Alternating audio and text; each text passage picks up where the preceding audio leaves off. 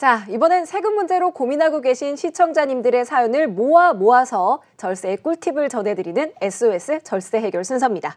오늘은 절세를 위해서 부부 공동 명의를 고민하고 계신 시청자님의 사연 재구성해봤습니다.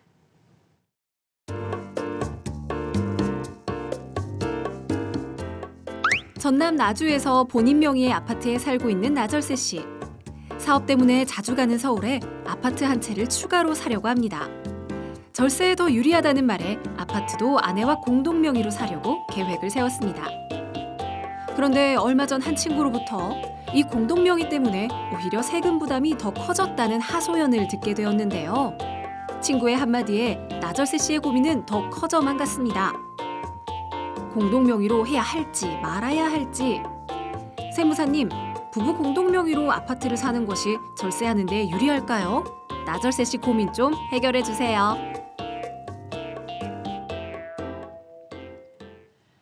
네, 이 나주에서 온 사연을 또 저희가 오늘 만나봤는데요. 세무사님, 저도 부부 공동 명의로 하는 게 좋다. 그게 절세가 된다더라. 이런 얘기를 많이 들었는데 오늘 사연을 보니까 또 그게 아닌 것 같기도 합니다. 네. 부부 공동 명의와 단독 명의에 따라서 세금 부담이 어떻게 다른지 시원하게 정리 좀 해주시죠. 네, 우선 단독으로 하느냐 공동으로 하느냐는 이제 많이들 고민도 하시고 상담도 하세요. 그러니까 단독으로 했다가 공동으로 바뀌게 되면 사실 등기가 바뀌기 때문에 취득세라는 부담도 좀 있잖아요. 네. 그렇기 때문에 고민들을 많이 하시는데 이게 간단히 계산할 게 아니라 주택을 취득을 하게 되면 취득하는 시점, 보유하는 시점, 또 처분하는 시점 이렇게 세 단계에 걸쳐서 세금을 어떻게 할지를 검토를 해야 되는데요.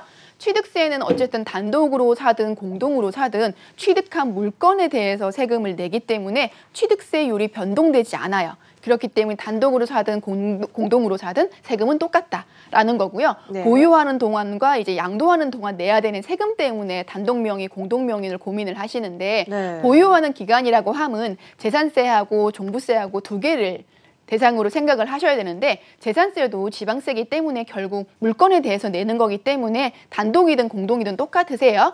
종부세가 문제가 돼요. 종부세가 집 한 채가 한 가구에서 가지고 있다. 그러면은 9억 원까지 혜택을 주는 거고요. 만약에 이제 한 집이 한 명 같은 경우는 6억까지 혜택을 주는 거죠. 네. 결국은 단독으로 갖고 있게 되면 9억까지 혜택을 보는 거고 공동으로 갖고 있게 되면 6억씩 결국 한 집에 12억 원까지 혜택을 주게 되는 거죠. 그럼 네. 누가 봐도 종부세 때도 단독보다는 이제 공동으로 그렇죠. 가는 게 유리할 것 같죠. 네. 근데 이게 지금 혹시나 연세가 많으시거나 한 집에 오래 거주하시는 분들 같은 경우는 네. 고령이라든지 장기 보유하는 부분에 대해서 양도세 부분 말고 종부세에도 혜택을 주는 게 있어요. 네. 그게 이제 집이 한 채이시니까 단독 명의로 갖고 계신 분들만 혜택을 주시는 거예요.